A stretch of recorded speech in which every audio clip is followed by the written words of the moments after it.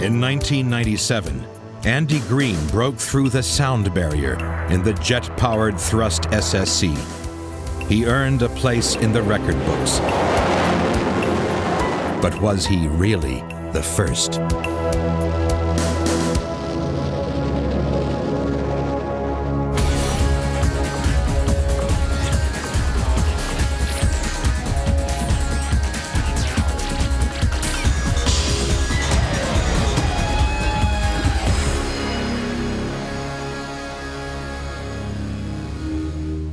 This is what driving at the speed of sound feels like. Because the speed of sound varies according to the temperature of the air, it's known as Mach 1. On land, Mach 1 is between 720 and 760 miles per hour.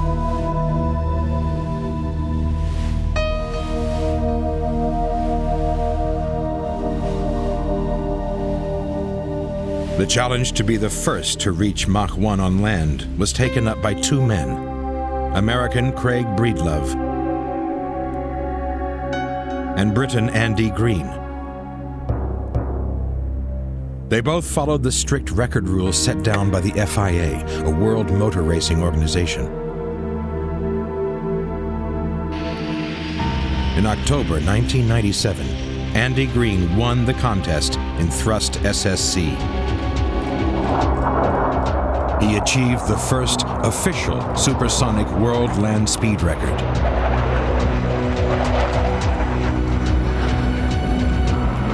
He made 2 supersonic runs within 1 hour, and his average speed was 763 miles per hour, Mach 1.02. This incredible achievement was celebrated around the world, and Britain honored Andy Green as a hero, the first man to break the sound barrier on land. But what the world had forgotten was the extraordinary Budweiser Rocket. This car was the creation of Hollywood film director Hal Needham. The idea was it was a frontier that hadn't been climbed, and I just thought it'd be nice to be part of history. In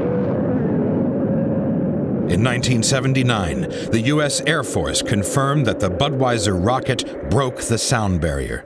But because the team didn't run under FIA rules, their achievement was never officially recognized. This film hasn't been shown for 2 decades. Okay, counting. 5, 4, 3, 2, 1. The car was driven by a Hollywood stuntman, Stan Barrett. You can ignore or reject the facts, but that does not change the fact that I went Mach 1, and I'm the first man to do that. FIA rules were first formulated in 1914. They state that a car must run twice in opposite directions over a measured mile within 1 hour.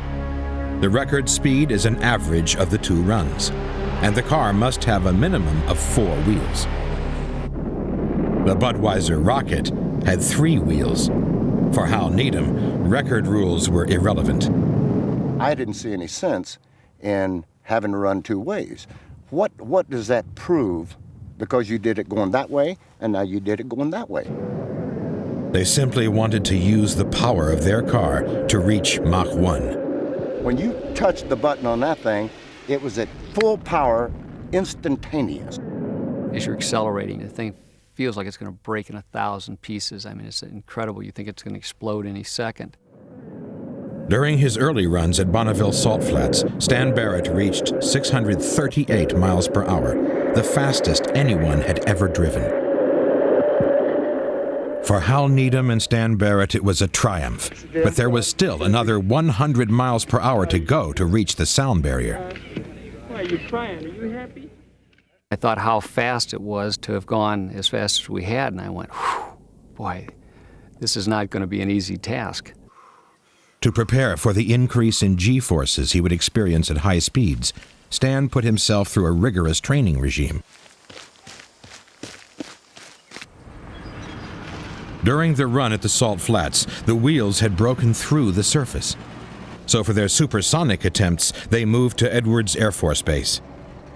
Here they switched to a new rocket engine, which would give them 48,000 pounds of thrust. 3, 2, 1, ignition.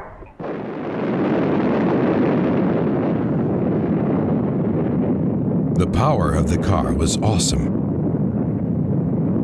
But was there enough power to reach supersonic speed? As we started getting up around that 700-mile-an-hour mark, it didn't take us long to realize we didn't have enough power. So we went to the Navy and bought 6 Sidewinder missiles, without the warheads, of course. One Sidewinder missile gave them an additional 12,000 pounds of thrust, but at incredible risk. I didn't really like the idea of being coupled with that Sidewinder. It was mounted right behind my head, for one thing, and I was not real convinced that whatever brackets they had holding it were going to keep it in place, and I was kind of afraid when I fired it I'd lose my mind. The other thing about the Sidewinder was when you turn it on, you can't turn it off. So you're really committed.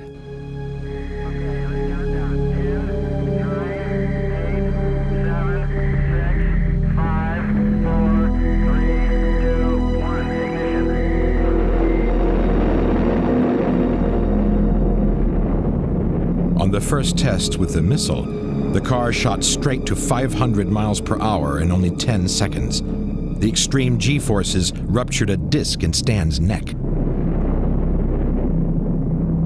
don't know, I was so surprised that it hit me so hard. Yeah, you're breaking up on that radio. You get a lot of acceleration, period, then you hit that thing and it like triple. I thought, gee whiz, if this is the kind of acceleration I get, what's going to happen when you couple this with the hybrid engine? I didn't know whether I could take it or not. Rather than use conventional land speed record timing devices, they recruited the help of the Air Force. The wing commander at Edwards was the fastest man in the air. Pete Knight had flown at over 6 times the speed of sound. We had our people looking at every part of the operation to provide any professional advice that we could based on our experience. We did timing on every run with our radar on the base, the same kind of radar that we use in determining speeds and altitudes of aircraft with our instrumentation here on the Flight Test Center. The next challenge was to test the car at maximum power. It was a tense moment for Stan's wife and family.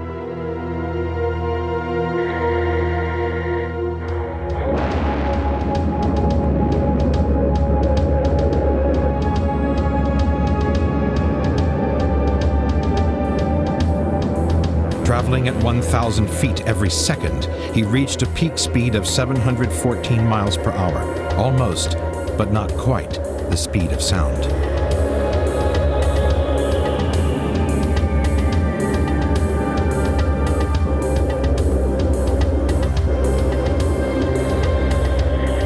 The entire run took less than a minute, and Stan was safe. The next morning, it was cold, 20 degrees Fahrenheit. To break Mach 1, Stan would need to reach 731 miles per hour. My major concern was Stan Barrett. Damn the sound barrier or anything else. Stan and I have been friends for years and years, and obviously I didn't want to kill him. I feel if you're booked to burn, you're not going to drown, so I just went ahead with what I had decided to do and saw it through. Stan, would you pray for us, please? Sure will, Bill. Our gracious God and Heavenly Father, I thank you for this another day, and I just ask that you would watch over and care for my family, strengthen them, be with Bill's family and all the people that are supporting us. Thank you for their prayers, Lord, and thank you that you hear them. I just pray now for a successful run, and that you may get the glory for this, Father. In Jesus' name, amen. If something went wrong, we'd have had to come out here with a bunch of sponges and try to find Stan Barrett. There wouldn't have been anything left of him, the car, anything else at that kind of speed.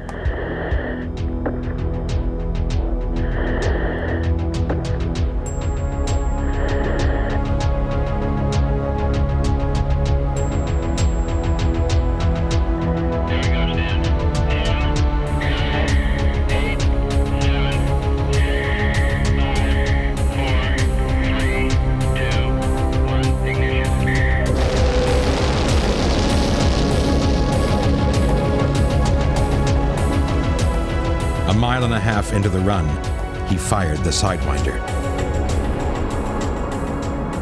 Once I hit it, I was really surprised again at the extra acceleration I got. I pulled another G at 640 miles an hour. And a few seconds later, I felt some pretty sharp buffeting, and then it smoothed out, and then it was like hitting a wall when the engines quit. The deceleration was pretty dramatic. Stan had broken the sound barrier.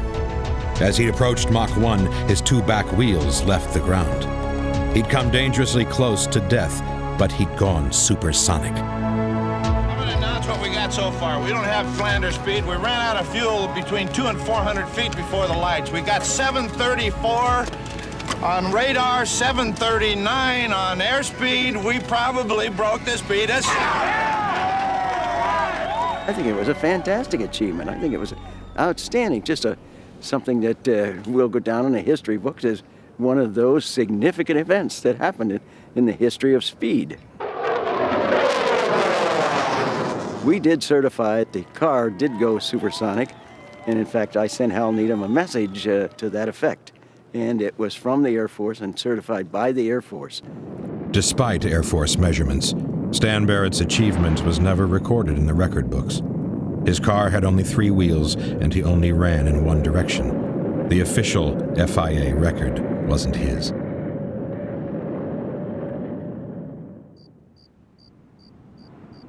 To achieve an official land speed record, you need somewhere large enough and flat enough to run safely in 2 opposite directions.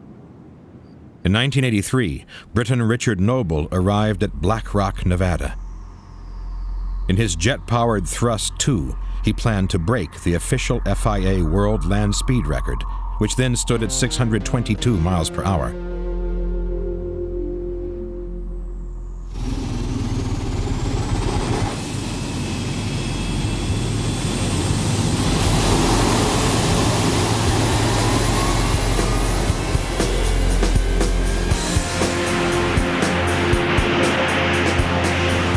On October 4th, 1983, he pushed Thrust II as far as it would go.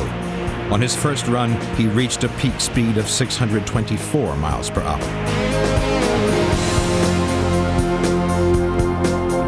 He had to make his second record run within the hour.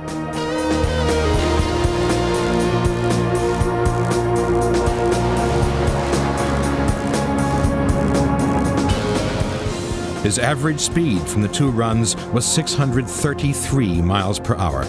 Noble had claimed the land speed record for Britain. Was it all worth it?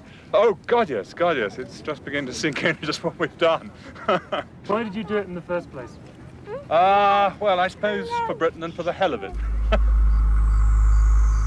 14 years later, in 1997, Richard Noble returned to Black Rock Desert with a new car and a new driver, Squadron Leader Andy Green.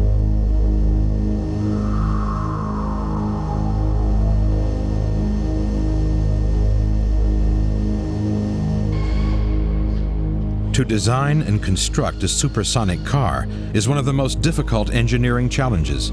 The technology is completely untested.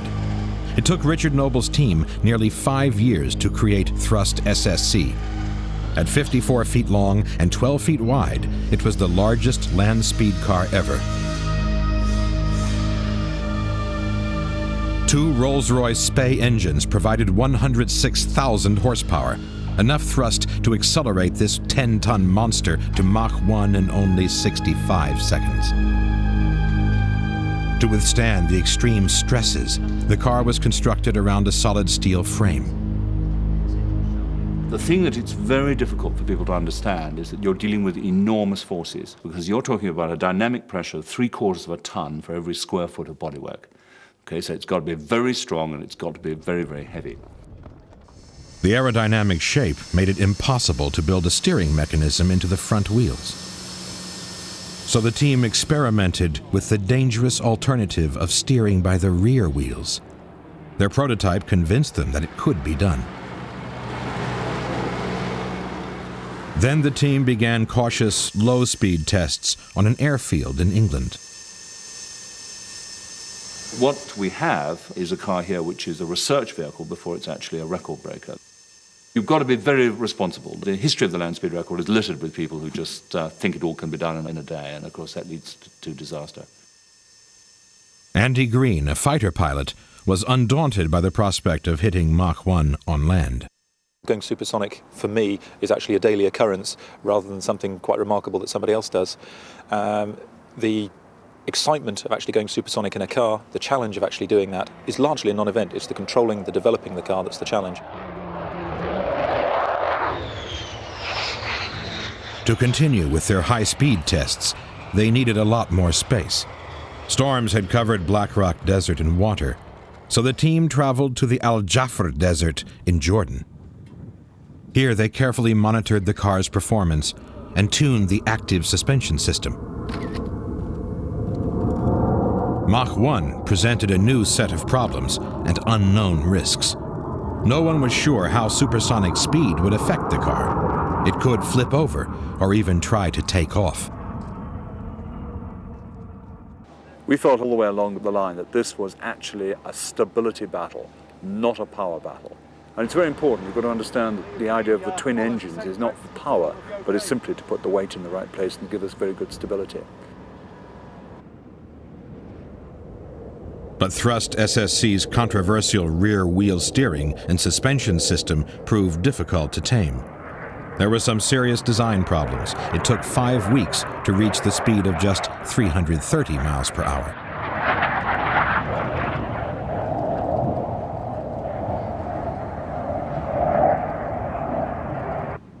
But when the weather deteriorated, the frustrated team retreated to Britain.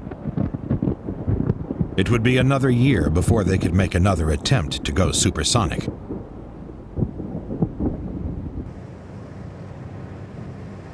September 1997. The Thrust SSC team are camped at Black Rock, determined to enter their record books.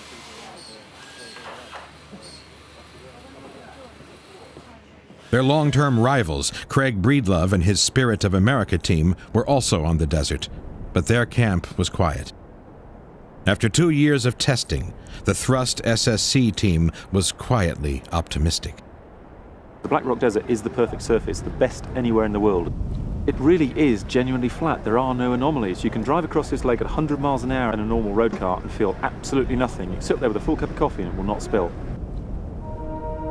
Their record attempt was a massive operation with a huge team of helpers. One of the most painstaking jobs was preparing the desert surface, picking up tiny pebbles which could be sucked into the jet engines. Thrust SSC left deep ruts on the desert, so each new high-speed run required a further 10 miles of clear track. They prepared 30 parallel tracks, each 50 feet wide.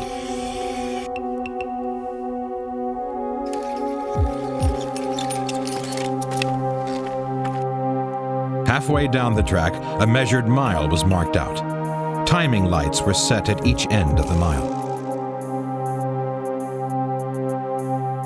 Before each run, the team had to be absolutely sure that the desert was clear of people and vehicles. We ride up on the roof. Pits area will be Ashley and Guy. And Ray, you're with John on Access 5. You just stay in position until you're called in by Jane. Ranger 22 Romeo, message from Blackadder and Rattlesnake. The spectator issue has now been resolved satisfactorily. At base camp, squadron leader Jane Millington, Andy Green's girlfriend, was in charge of communications. That's copied. Stand by. VIP 1, confirm ready. The team's Pegasus microlights were sent up at the last minute to be 100% sure the track was clear. The teamwork side of it is crucially important. If the team get to the point where they suddenly feel that that what they're doing is that they're sweating away like hell to make this man a hero, they'll just go. This is everybody's record. It's not one man's record. September 25th. After 53 trial runs, the team hoped to beat Noble's standing land speed record of 633 miles per hour.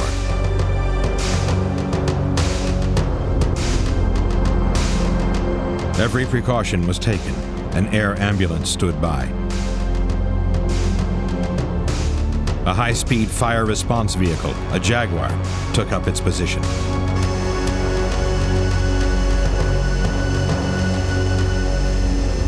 Pegasus, green and black in turn, confirm ready. I never really have time to think about the emotional. Emotion doesn't hit me during a run because I'm far too busy actually coordinating communications and actually arranging for the safety. So no emotion during the run, there's no room for it. SSC clear, set decimal 9, clear to roll.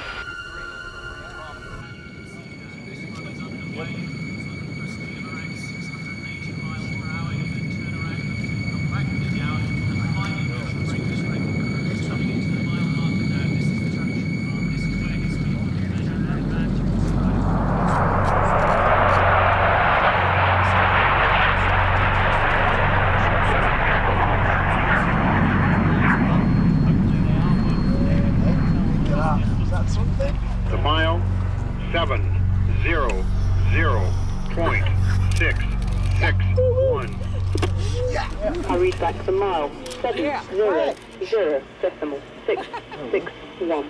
Okay, so we are actually on course for a world land speed record of 700 miles an hour. Now do remember what he's doing is he's not driving the car as fast as it'll go. He is driving to a Mach number. Now the interesting thing about this is if the temperature goes up any further between now and the return run, he'll come back faster. Fuel, both tanks. Gauge stayed on, SI vent is closed for change. Station call in position. Okay, Nick, in your own time, you clear to unplug, panels on, chocks away. Be lucky. Bye. SSC ready to roll. SSC clear, set decimal 9, clear to roll. 130. Engines are good. 200. 1 mile into it. 4. Let's go. 550. The Howard cord 90 and it's going to 650. 670. 5 call 6 together. 3.6, we're going to shoot 1. Subject to confirmation, and that's how it has to be. We have a new world record for the mile at 714.144 mph, and a new world record for the kilometre at 713.990 mph. That's a hell of a day. This as a team is our first great success. Now we're going to push on to the next stage, which is towards Mach 1. These guys have worked incredibly hard for the last 3, 4, 5 years to achieve this, and I'm absolutely delighted for all of them and for everybody at Sporters.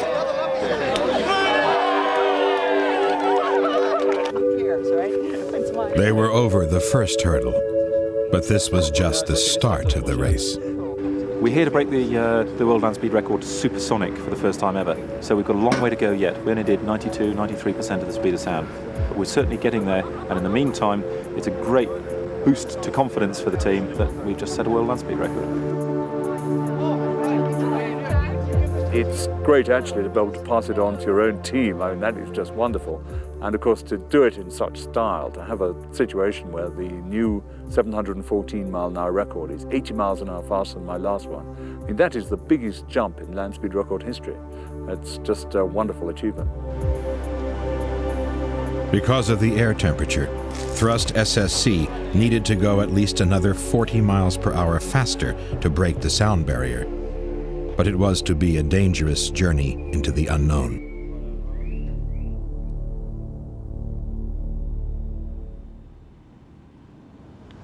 The next morning, Andy and Jane arrived to check out the state of the car. Thrust had suffered damage to a body panel beneath the parachute tubes. It had been caused by the enormous force of air flowing under the car at high speed.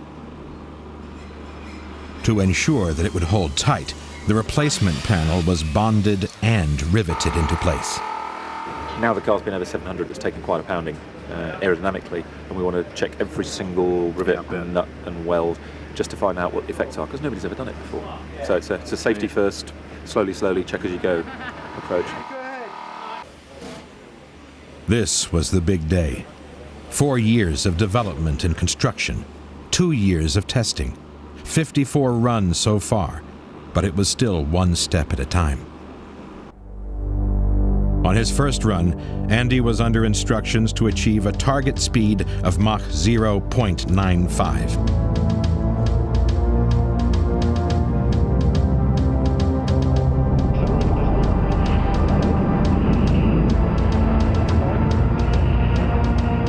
But Andy experienced serious instability, and the car kept veering off course. He aborted the run at 560 miles per hour.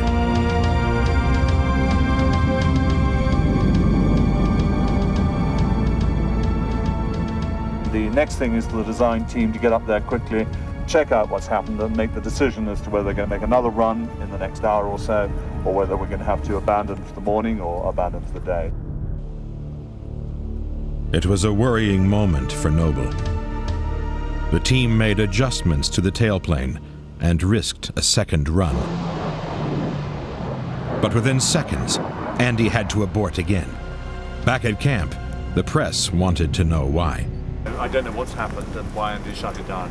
You'll appreciate that testing any high-speed car, whether it be Indy cars or Formula One cars, they take time to check the trim of the car and literally tune it. This is the stage that we're in at the moment. There's no textbook you can get the data from. We're writing the textbook. Is this an all-or-nothing effort? Well, I think that what worries me is our ability to fund the return trip next year. That really worries me. We had enormous problems getting here in the first place. So if you don't do it this time around, you think that's the end of it? It could well be, yes. The only option was to return to base. The sound barrier would have to wait for another day.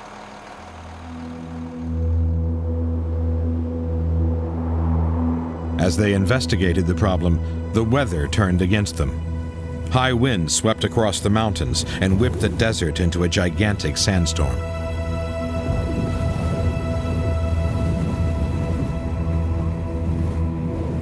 The team had no option but to just sit and wait.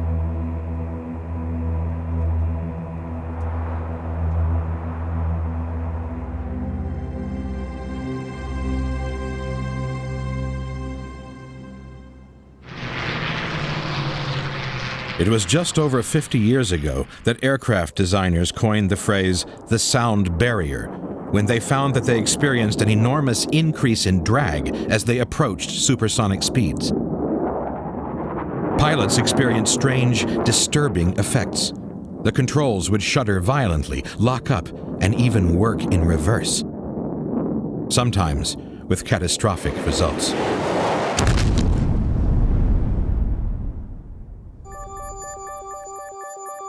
Very little was understood about the effects of supersonic shockwaves when Chuck Yeager flew through the sound barrier in 1947. His Bell X-1 was carried into the stratosphere under the belly of a B-29 bomber. After the X-1 was launched, Yeager fired his rocket engines and accelerated towards Mach 1. He experienced some buffeting and instability, but he kept the controls steady and made it through. Observers on the ground heard a sonic boom.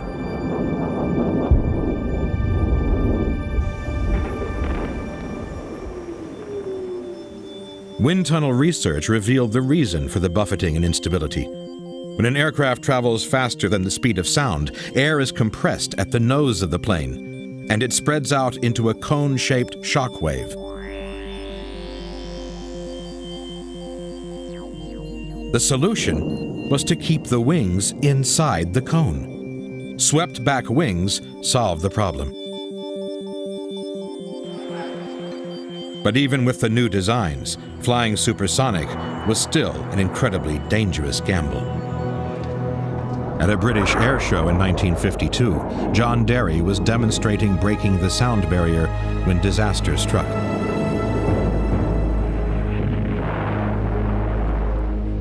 Just as the sonic boom passed over the crowd, the fighter plane exploded in the air. Derry and 62 onlookers were killed as the aircraft smashed into the ground.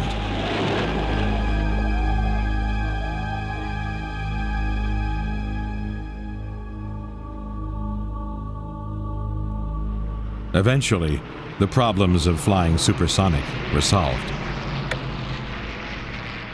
In 1967, Pete Knight not only went supersonic, but he flew at over 6 times the speed of sound. The airplanes are so well designed that they slip through supersonic flight very easily. There is no buffeting or physical sensation. In fact, the only way we know we're going supersonic is to look at the gauges. Pete Knight became the fastest man ever to fly in the Earth's atmosphere.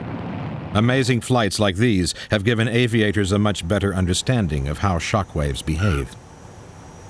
If you take a rowboat in a calm lake or a calm river and row the boat very slowly, you'll see a bow wave start up in front of the boat.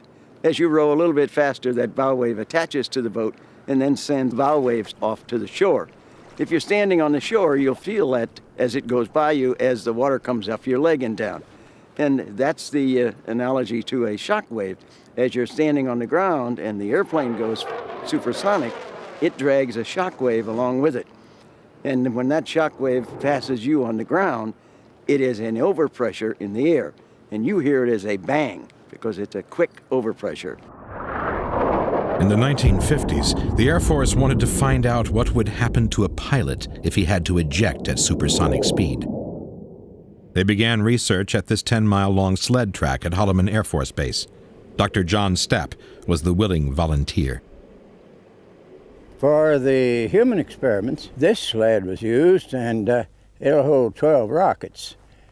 And the highest speed we got with the human was with 9 rockets.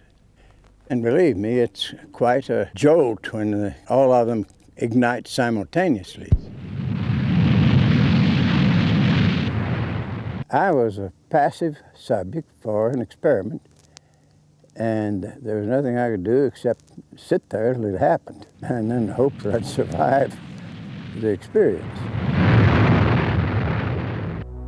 December 10th, 1954, Dr. Stapp was tied into a sled for the fastest ride ever experienced on land. He was launched down the track at 632 miles per hour.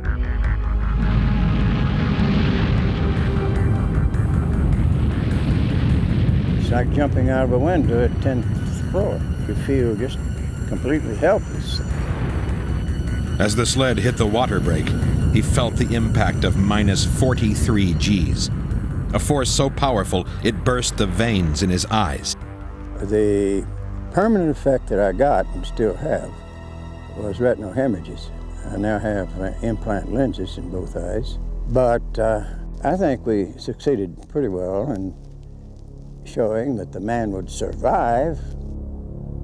Not wanting to take any more risks with humans, they continued the experiments using chimpanzees. With a chimp strapped to the sled, they reached a peak speed of 920 miles per hour, well beyond the speed of sound.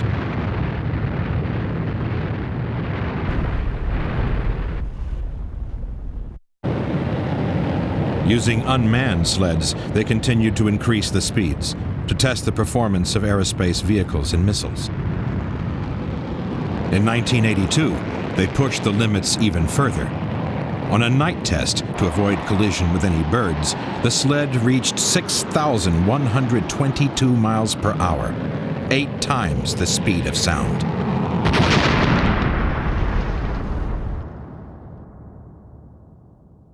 If you want to think about what supersonic speed is, it means that we're going faster than the speed of sound.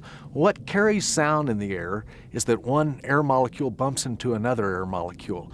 And that speed is controlled by how far apart those air molecules actually are. So when we go faster than the speed of sound, we try to move those molecules faster than they can bump into the next molecule. And what happens is they all pile up, and that's what causes the shock.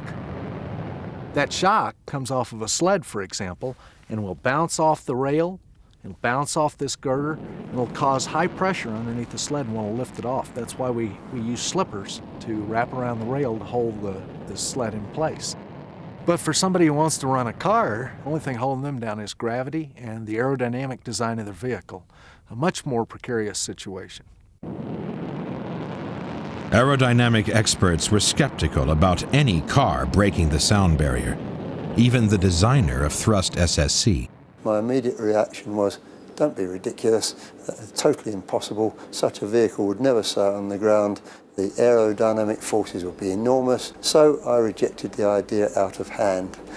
I only carried on working on it out of curiosity. If someone was going to be idiot enough to drive at supersonic speeds, what should the car look like?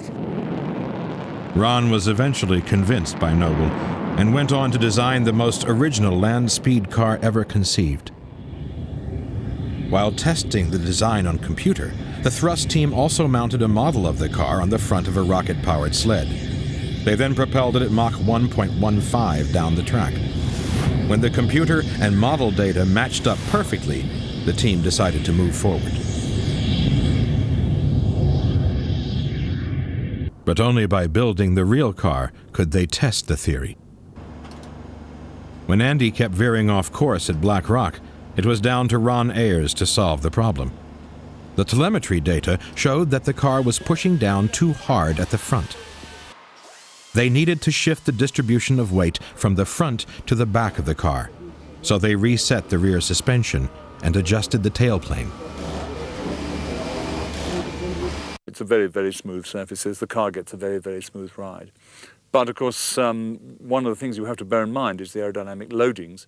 And as we pass through Mach 1, we'll be up to 3/4 of a ton on every square foot of bodywork. So far, it had taken over a month at Black Rock to conquer the design problems. But finally, they were confident they could break the sound barrier. Andy Green's cockpit was built with safety as the main concern. The seat was molded to fit his body exactly and placed close to the center of gravity of the car, the best place to feel any instability. But there was one main disadvantage. Unlike the jets that Green usually flies, there was no ejector seat.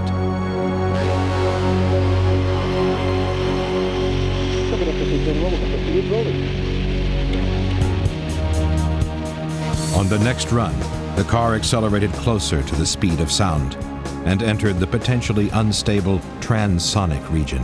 When the car is traveling at these sort of speeds, some of the airflow around the car is supersonic and some of it is subsonic. And with even a very slight increase in speed, huge areas of subsonic air may actually then go supersonic, and you get buffeting and turbulence and so on. It's fairly unpredictable.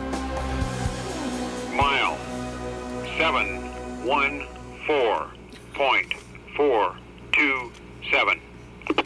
Hurry back for the mile, 714.427. Very nice stable run. We're obviously back in business again, and now let's wait for the next one. The telemetry readings showed that there were no signs of buffeting, that the car was surprisingly stable, and it was traveling in a straight line. But there was another problem. During the run, both the parachutes had ripped off. Yeah, exactly. Core's pulled out, so the sheath snapped. The core actually started pulling, and the core held on for a long time. Well, you reckon it was 100 yards beyond the bag. Despite protective covers, the afterburner flames had burned right through the connecting cord of the chutes. The sheath does all the work, so when the chute came out, it progressively snapped the rest of them round, and the chute came off. And you can actually see where some of them have been melted through. So it's just hotter back there than expected. Once again, there was damage to a panel fastener. The team had to make sure that the panels were completely flush to the bodywork. At these speeds, the air would get behind any protrusion and rip it off. Copy, SSC is rolling. 30 miles an hour, 80%. Hydraulics struggling just a little. And recover. Looking for mill up to 250. It's approaching mill. Sorry, 250. Min burner, the nozzles are stable. Accelerating decimal 9. 500. 590, there's the howl. Mile 727.860. Yeah, we're looking for Hurry 738. back, Pretty good. 727.860.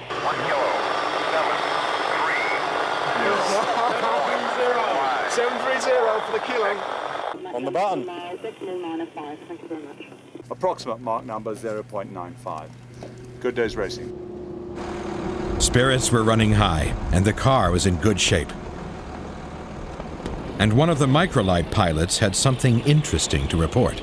There's a tremendous shock wave that comes out.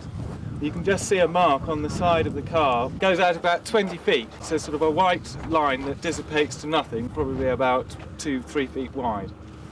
But it's literally 20 feet out and just trailing slightly. And it's really a spectacular sight. A shock wave is basically just a change in pressure, a rapid change in pressure, but nonetheless a change in pressure. So we can measure it with a pressure sensor. We're measuring all the shock waves and they are very, very stable. The loads on the car don't fluctuate, the shock waves don't move around, so all of the doom and gloom predictions on the car's going to be blown into the air, it will go out of control, it's not happening. The car is very, very stable. Years of patience had finally paid off. Now it was time to attempt a supersonic land speed record run. The performance of Thrust SSC was to be monitored by the FIA representative, who held a lonely vigil in the timing station 500 yards from the measured mile. Even if there was a sonic boom, you can't record a sonic boom on a piece of paper. What we can do is we can record the temperature, and we can record the speed. And we can calculate the speed of sound based on the temperature, and then if he's faster than that, then that's the determining factor from the record standpoint. But the rules for a record are even more demanding. From the time he goes in the light down here at the start of the mile, he has to go up to the other end, turn around, and go back through this light within less than an hour. I mean, pushing it would be 59 minutes and 30 seconds or 59 minutes and 59 seconds, but that would be rare.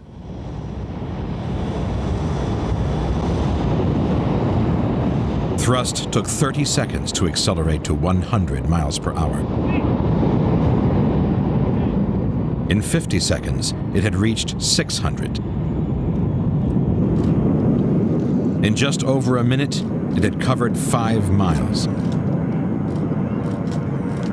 Thrust SSC finally went supersonic, reaching a peak speed of 766. The spectators heard the sonic boom. But Andy was in trouble. Look at shoot 1. Nothing on shoot 1. We can shoot 2. 2 miles to go, 400 miles an hour. Recovery, be advised. SSC, double shoot failure. 350, 1.5 to go. Ruled ill on 1.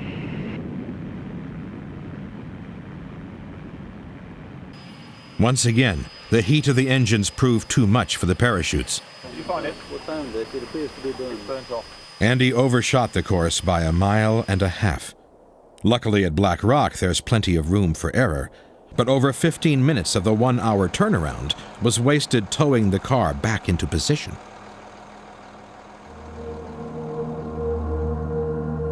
On his return run, using 20 seconds of maximum afterburner, Andy accelerated to 761 miles per hour.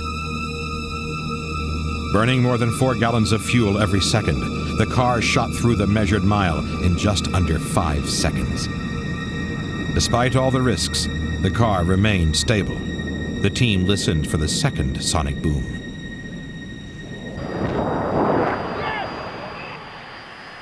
The car had gone supersonic in both directions.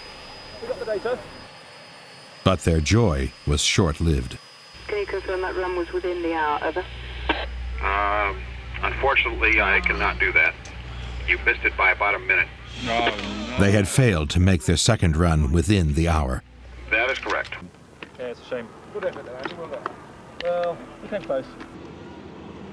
Craig Breedlove, whose car Spirit of America was performing badly, arrived in the British camp. One thing was made very clear between Richard and I, that the first car that went supersonic was the first car to go supersonic, whether it was a record or not.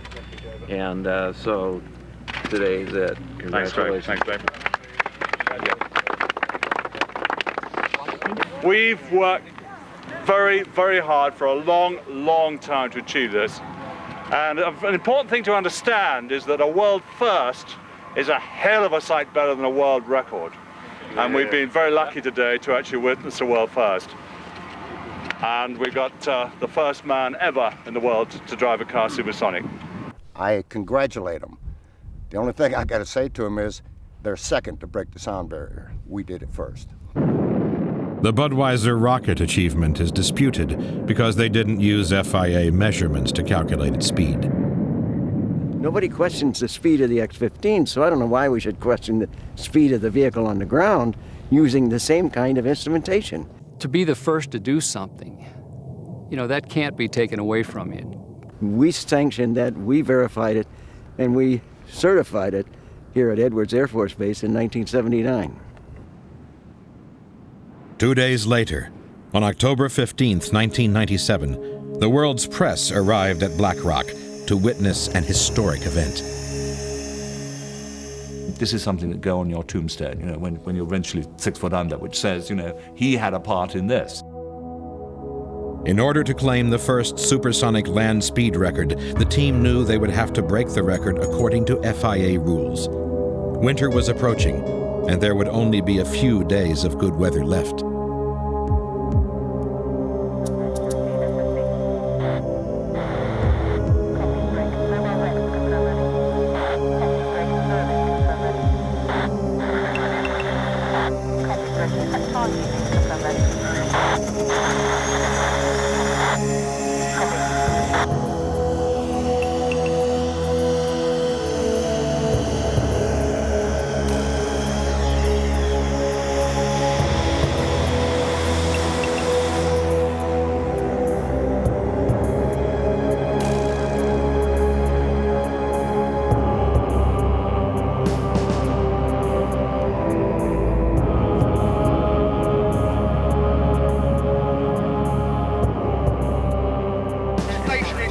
Stationary, SSC is falling.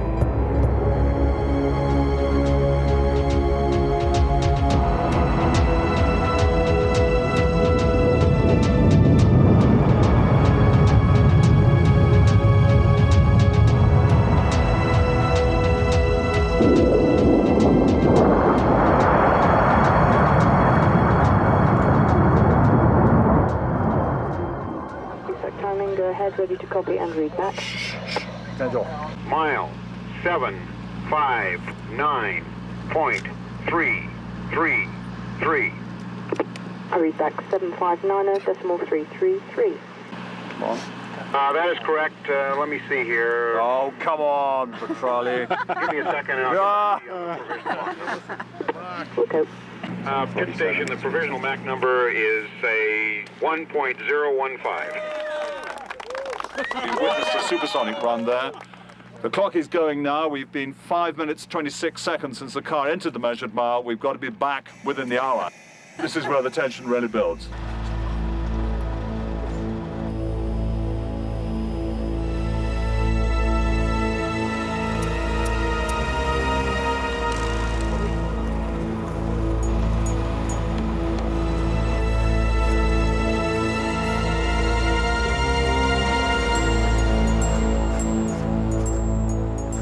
This time, they made the turnaround well inside the hour.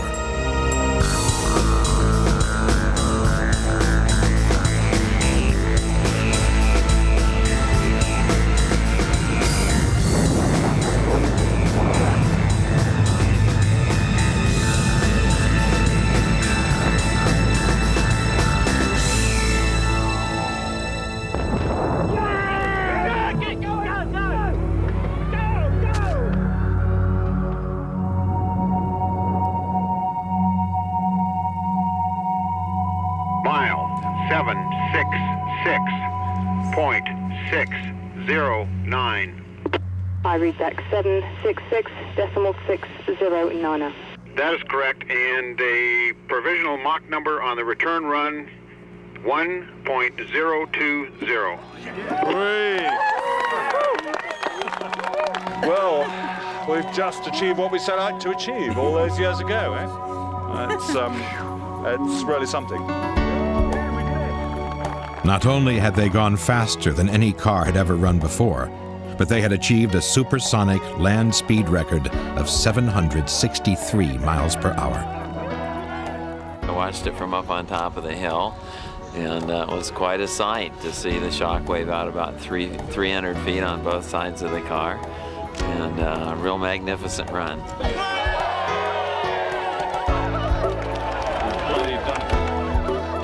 We've achieved one of the best ever land speed records in history at 714. We've achieved the first ever supersonic run. We've now achieved the first ever supersonic land speed record. It's a hell of a campaign, and it's a hell of an achievement.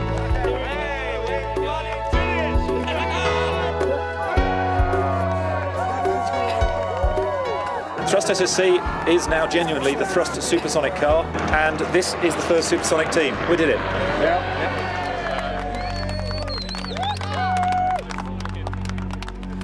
What Andy Green did as a driver is fantastic. I mean, it's really remarkable. I know what it takes to do that. I've been there. On the same note, I don't want them to take anything away from what we did. In London, the crowds turned out to celebrate the homecoming of Thrust SSC. Andy Green was the first man to get a supersonic land speed record, abiding by the FIA rules. But Stan Barrett believes he was the first man to break the sound barrier on land. The fact is I went Mach 1, and the fact is that I'm the first man to go Mach 1. You know, I welcome him to the club, but he isn't the first person there.